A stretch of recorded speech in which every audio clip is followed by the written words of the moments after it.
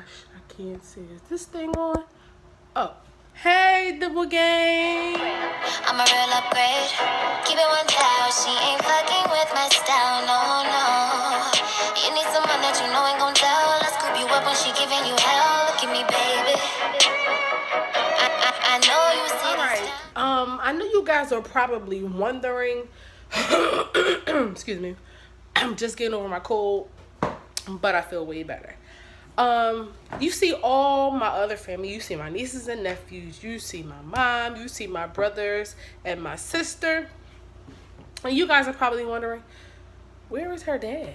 Like, is her dad around? Did she see her dad? Well, my father passed away February of 2011.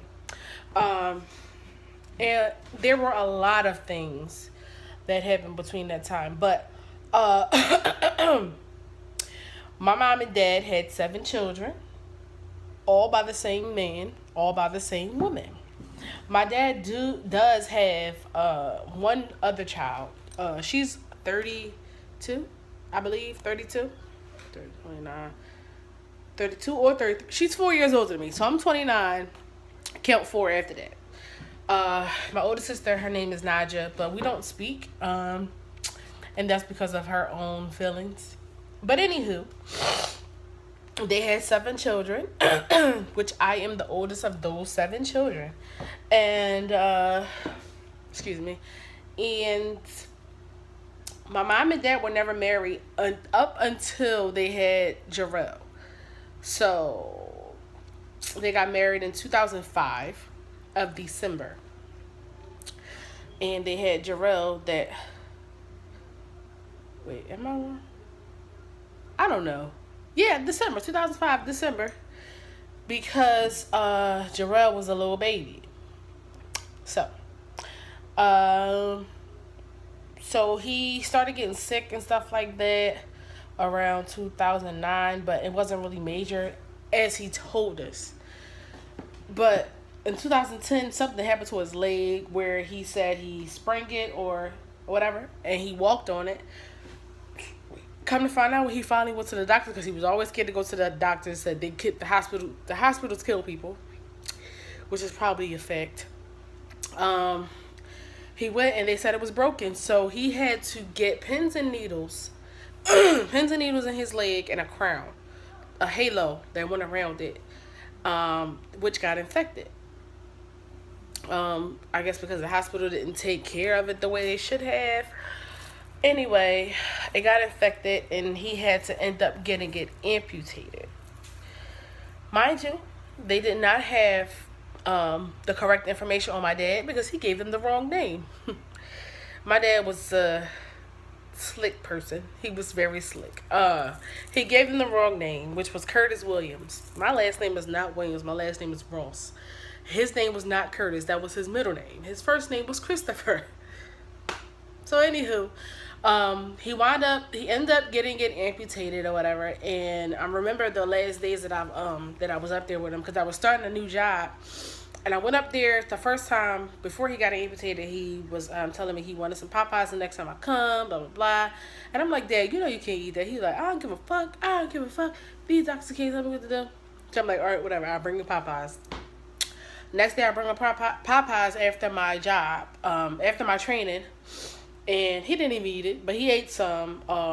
He was like, I'm cold. That was the second day I saw him. He had his leg amputated. And I looked at it and I was just like, oh my God, that is so scary. And the day after that, they called my mother and said that that my dad fell and that he was unresponsive and they had to revive him.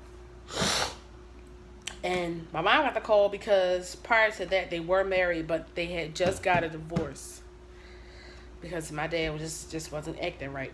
And anyway, they said that he was unresponsive. So we went up to the hospital. He was in a coma for about a week and a half, maybe. Yeah, I want to say a week, maybe. I want to say a week. He was in a coma for about a week. And then when he fell, they said that he had 90% of his brain had blood on it. So they took all of the children inside of the room. And they showed us the x-ray of his brain and everything, all the fluid, the blood and everything that was on it. And they was like, well, we got to make a decision because he was on life support. And so everybody's looking, and then they looked at me, and I'm like, oh no. They like, what you want to do? And I'm looking because my older sister is in there too. And I'm like, I do remember what my dad said. If you ever see me on all that shit, take me off, because we was in a room across from somebody who was on all those machines and tubes and everything. And he was like, just take me the fuck off. And I knew he wasn't playing, because who wants to live like that? And at the same time, you brain dead. So I made a conscious decision to not have him suffering anymore and took him off of life support. And they took him to hospice the next day, and a few hours after that, he passed away. On his own. I mean, if he was going to be alive, God would have kept him here.